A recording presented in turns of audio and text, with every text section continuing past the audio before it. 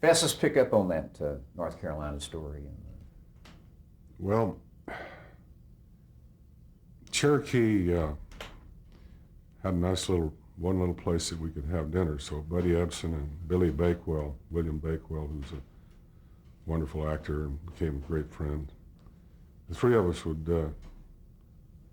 have dinner at night. But it was kind of a troubled time because the director was really worried about what I was doing. And he was communicating with the studio that maybe they should maybe replace me. And he was not truthful, which really upset me. That was going on behind the scenes, and it made me so uncomfortable. At one point I thought I would just leave, just walk on.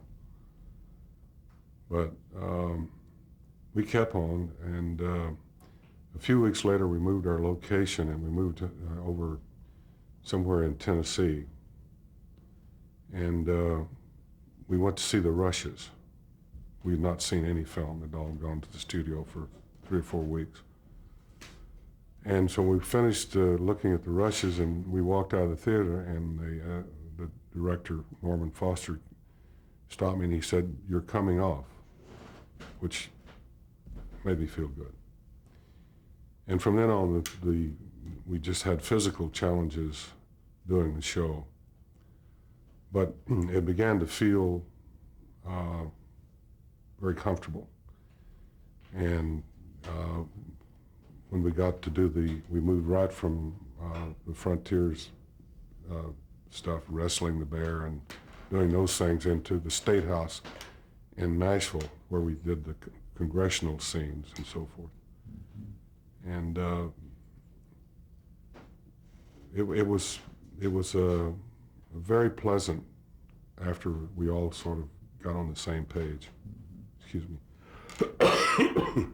Well, Fess, when you say get on the same page, let's talk a little bit about the storyline that Disney was trying to get across in the series. I mean, what was the point of view, that you were trying to, and also with Crockett's character, which was obviously tied directly into that storyline? I think what they were really trying to do was, in the important elements of Crockett's life, is to convey a little bit of the color and the legend along with the storyline, that they could move from point A to point B. We didn't have we didn't really have anyone on the set. We didn't have any consultants. Buddy and I did our own stunts. Oh, you did? We had a couple of horses. There was a white horse and a black horse, and the black horse was kind of like a workhorse. So they brought them up and they said, "Here are the horses, you guys take your pick." And I said, "Buddy, you take your pick." So Buddy took the white horse and I got the old plow horse. But it was all right, it worked because, we rode them bareback, and different times we had interesting things, fording streams and things. One funny incident, I think it's worth recounting. A lot of people in Tennessee had these beautiful, beautiful Arabian horses and other valuable horses, and they were all invited to become part of the picture, to be a cavalry element. And Norman Foster was not a very physical guy, and he didn't understand a lot of things. The people had scouted out where the crossing should be, where it was shallow enough that the horses could come through. But he pictorially didn't like that. So he said, "No, we're going to move it down that way about 100 yards. So when we moved down there, we started to go across. Buddy and I ended up, hanging onto our horse's tail, and the horses were swimming, and then they were in the mud, and they were lunging, and, it was really a difficult, interesting crossing, but not exactly what they had in mind. Well, here comes the guys on their fine horses, and they didn't want to come back the next day. They'd had it. A lot of those things turned out to be dangerous. In working with the Cherokee Indians, they kind of felt um, a side of this story that they wanted to project. And I remember there was an actor there who I think became his name was Richard, maybe it'll come to me, but I fired at him. He was up on a rock. We were around some river, and when he fell, he let his arrow fly, and I was standing right by the camera. And it hit me right above my left eyebrow. It was a rubber tip. Didn't feel good, but if it had been here, I think it'd been a different story. Mm-hmm. How do you think, was there some effort to portray the American Indian on this series in a particular kind of way? It, I'm afraid, pretty much became a typical Hollywood version. Red Stick was a very fierce, unrelenting Indian, and I had moments, where I was thinking about the script, and there was a point where Red Stick is about to hit me with a tomahawk. I'm pushed up against a tree, and he's clearly getting the best of me. And so I grinned at him, the sort of thing, and he made a great. He reacted to it beautifully. So it became a funny scene, and other moments that I can remember particularly well, because there were moments I worried about in telling the story. There was a moment when Crockett learned that his wife had died. And I couldn't figure out for the life of me how I was going to play that part. And it took me until maybe sometime in the last 5 years for me to realize how I happened to play it as I did. But Buddy read me the letter telling me that my wife had died. We were sitting on this porch in this little settlement. And I listened to him, and I got up and I walked out into the forest. And it played, and I was over that hump. I mean, the director bought it. But I never knew where that came from. And a few years ago, I was watching Gary Cooper in the Lou Gehrig story. And all of a sudden I thought, that's where that came from. Because if you recall, he made his speech out on the pitcher's mound, and then he turned and walked into the clubhouse. And it's just amazing. Everything you've ever seen, everything you've ever done, that's the fun of being an actor. You don't know where it comes from, but it's probably not new. I saw Jim Carrey in a film recently catch a bullet in his teeth, and I had a good laugh. Just draw from the storehouse that you somehow put together as an actor, in other words. Who played Polly Crockett? Her name was Helene Stanley, and she was a dancer, and she had done the dance-in for Sleeping Beauty. And again, this was kind of an interesting thing. Helene was probably all of 5'2" or 5'3", and the studio didn't seem to. In fact, my second picture, Walt said to Bill Walsh, get that, what was her name? There are two actresses, Crowley. He said, get that Crowley girl. Well, one was about 5'7" or 8", and the other one was about 5'1". Guess which one they got? 5'1". And it worked. It was fine. But well, when you were playing Davy Crockett, were you trying to be Davy Crockett, or were you trying to be Fess? Were you just being Fess Parker? It's hard. I have a friend who wrote a nice thing the other day and sent it to me. We've been friends for a long, long time. He's an interesting man. His name is Joe Turner, from Lawton, Oklahoma, and he wrote up a few of his friends and I think he was really trying to, we're all older, and he just wanted to express how he felt about several of us. And so he said about me, he said, you know, Fess Parker was no actor. He said he was Davy Crockett and he was Daniel Boone. And, you know, I took that as a great compliment because film is so intimate. I mean, if you really stop and think of it, it is a personality issue in the majority of films. There are a few films where actors actually are clever enough to depart.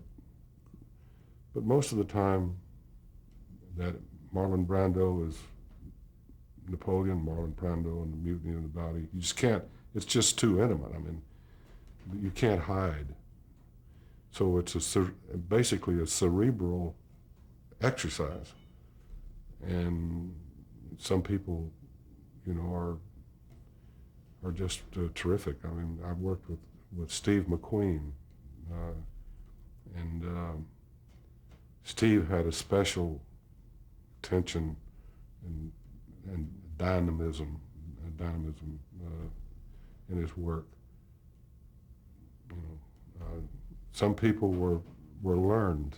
They had a lot of things that they learned that were not native but still worked for them. So it's an interesting subject. Well, did you have an opportunity to influence the script No. in the David Crockett series? No, the script that was it. Daniel Boone, on the other hand, when I did that 10 years later, the studio didn't know or didn't care, really, nor did the network, about the integrity of the show. And I think I had 4 producers in the first year and a number of directors who hadn't directed in years, that were family and people that were owed or friends of. And so I found myself rewriting the scripts on the set because they really didn't have a concept of the time. And I did have, you know, I was a co-producer of Daniel Boone, so I had the ability to do that and the maturity to do it in a way that didn't vitiate the story. Mm-hmm. Well, that's a good example about with Davy Crockett, for example. Was there a lot of concern when you were talking about Daniel Boone? Was there a lot of concern when you were doing Davy Crockett about accuracy of the history? Well, it was interesting. The Daniel Boone thing came along after I was married and had a family, and it originally was where I became involved in it is that NBC wanted to do the further adventures of Crockett, and Walt Disney had the Sunday night Disney show, which was the #1 show on television. And so he objected to my doing the further adventures of Davy Crockett, feeling a proprietary interest in the Crockett's that he had. He had five hours of Crockett, two motion pictures. So NBC and Fox said, well, okay, who else wore a coonskin cap, maybe, you know? So they said, well, we'd like for you to do change this to Daniel Boone. I said, you got to be kidding me. For 10 years, you know, I've been pretty much personalized with this Crockett thing, and now I'm going to take a different family and a different home and wear the same cap and play the same kind of role. And I worried about that, but then I thought, well, we'll try it. And we spent 6 years at it. Mm-hmm. Well, going back to the Davy Crockett series just a minute, though, Davy Crockett, like Daniel Boone, was such a well-known historical figure. When you were doing the Davy Crockett role, did Disney and the writers and so forth, was there much concern about the accuracy of the Davy Crockett story, like the Alamo, for example, which is so kind of politically radioactive in some respects? Yes.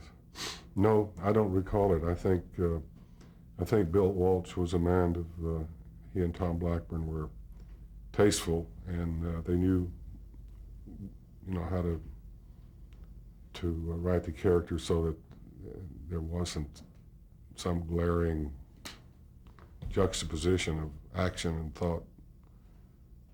Do you think Disney, did you get any kind of feeling, or was there any kind of discussion during the production of the series that there was any sort of political line that was being, trying to be transmitted to the viewers at that time? This was during the Cold War. And No, I was, if there was any, I would be surprised. uh-huh.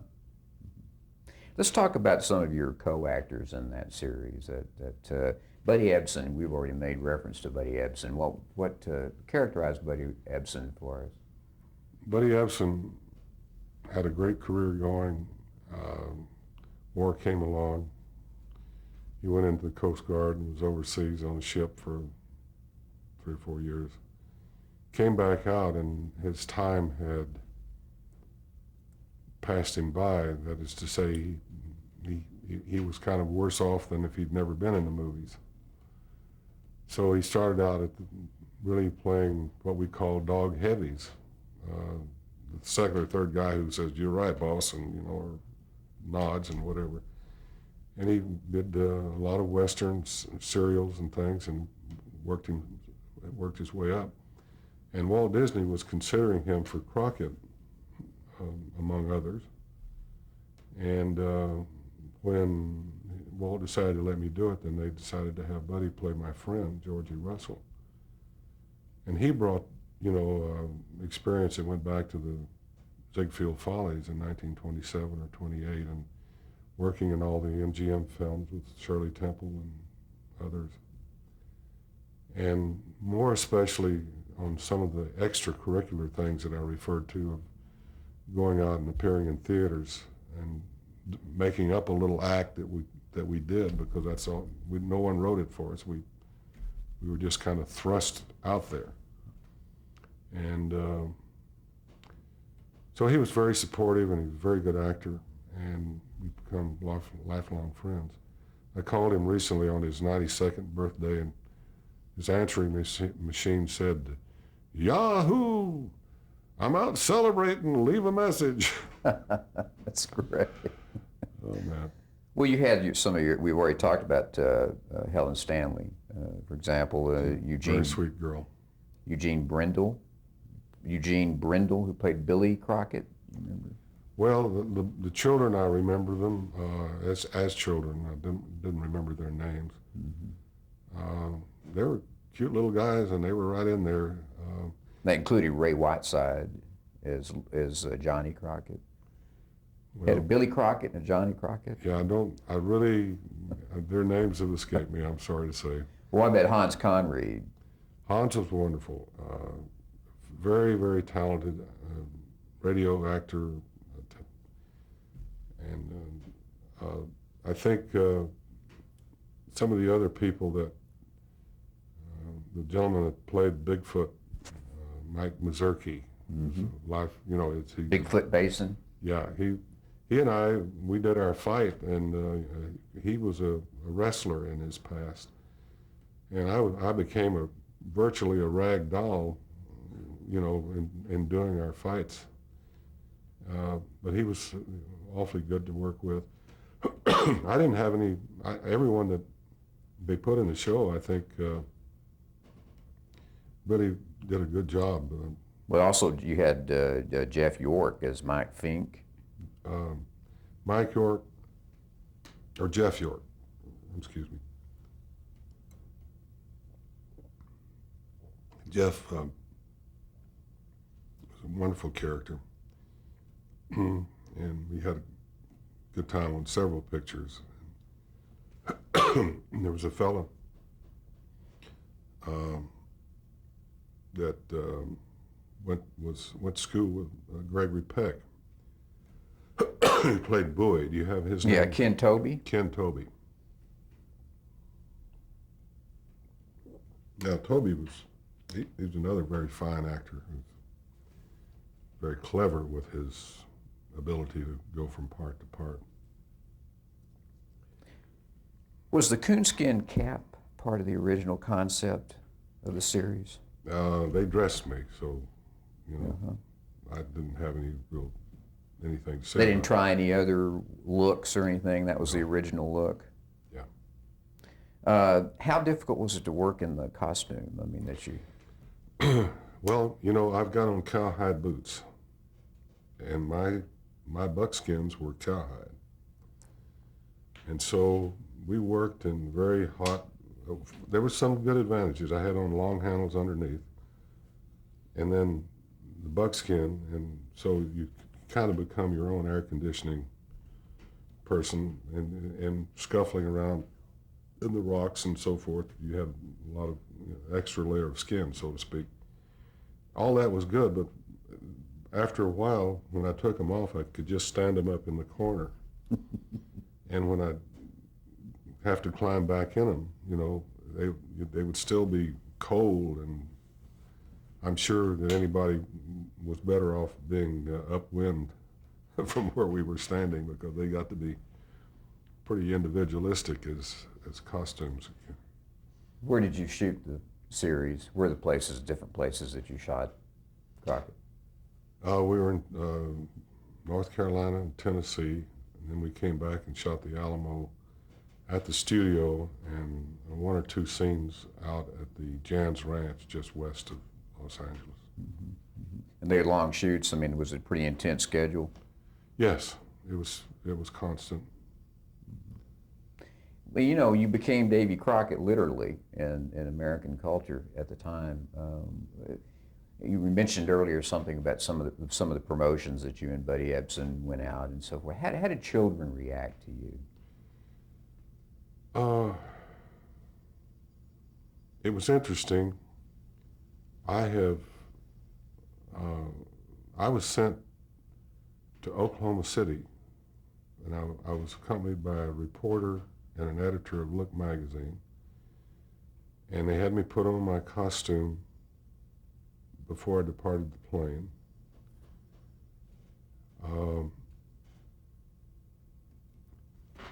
I went down the ramp, I got into a limousine, there were 6 motorcycle policemen. We went 60 miles an hour out to an arena where they were having a rodeo full of people, and I got out there and I said, "What do you want me to do?"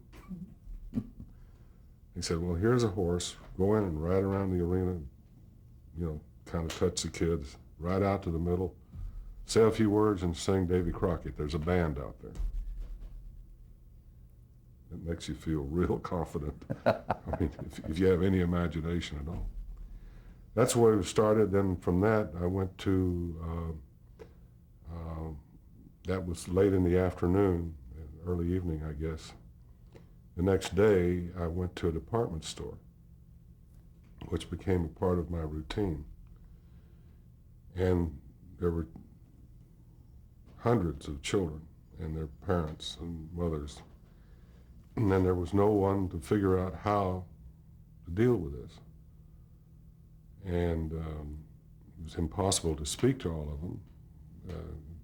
So I suggested to the manager of the store and to the person that was traveling with me that they put me in a hallway or some constricted space where people could come through. And so I developed a technique where I could shake hands, literally shake hands, and look at a child and say hello. About 3,000 of them in an hour, just almost as fast as they could go through. Occasionally, funny things happen. One little kid, and a lot of kids would get there, and then they would be frightened. You know how children are. And one little boy got right up to where I was, and he became frightened, and he ducked under his mother's skirt and grabbed her around the thigh. And she was trying to move on, to get out of, she was so embarrassed. But it was just hilarious. I mean, had to have a good laugh. It was fun, except that I did that almost a city a day. A city a day? What the routine became was fly at night, arrive at the city, breakfast with the reporter in the morning, visit a children's hospital or a nursing home, usually lunch at a Rotary or, some sort of civic deal. In the afternoon, I would go to a department store, or if I'd missed that, depend on, it was all the same, but it was sometimes arranged differently. And I would end up at radio and TV stations. And finally I would end up in my room or packing my stuff at the last minute and getting on the plane, and then we'd fly to the next city. And then finally, about halfway through or a little further, I think, Buddy joined me, and then we started to appear in Texas, and that was like in June, because by that time they had put together the 3 episodes into a movie. But I'd just been out on tour promoting the merchandise, literally, and I was in every department store. For example, Buddy and I went to Hudson's department store in Detroit, where a number of major streets intersect with this. I think they no longer, I don't think it's a store any longer, but they let all the children out of school. And so when you see the Pope with the papal mass, we did that from the marquee of this jail Hudson's department store. We ended up appearing at the Mastbaum Theater, which was one of those last enormous Rococo theaters that should have been preserved forever and was torn down. We were one of the last acts there, but that was all interesting and different versions of terror that would come along. And I say that because sometimes they pulled us out of the theater one afternoon and said, we're going over to the legislature and you're going to address the Texas legislature. Oh, well, what are you going to say? I mean, you're in costume, you don't feel too comfortable. You are, Buddy and I went over there, and so I was trying to think, what could I possibly say that would be reasonable? So I finally thought, oh, I know what it is. I'm going to ask the legislature to make Buddy a Texas citizen. So I had a little something. So we were introduced up there to the whole group, and I said, Buddy, go ahead. So Buddy went first, and he said, I've always wanted to be a Texan. There went my, what am I going to say now? I said that. So someone had asked us to sing Davy Crockett, and I said, oh, no, I don't want to do that. I didn't even bring my guitar. So I couldn't think of anything, so I said, well, Buddy has spoken of his desire to be a Texas citizen, and I certainly second the motion of that. So, and someone asked me to sing the Ballad of Davy Crockett, so I'm going to do it. So I started to sing the song a cappella by myself, and when I got to the chorus, Buddy joined in. And if we weren't friends before, we were friends forever after that. Great story, great Yeah. story. Well, we're going to change tape at this point. Okay.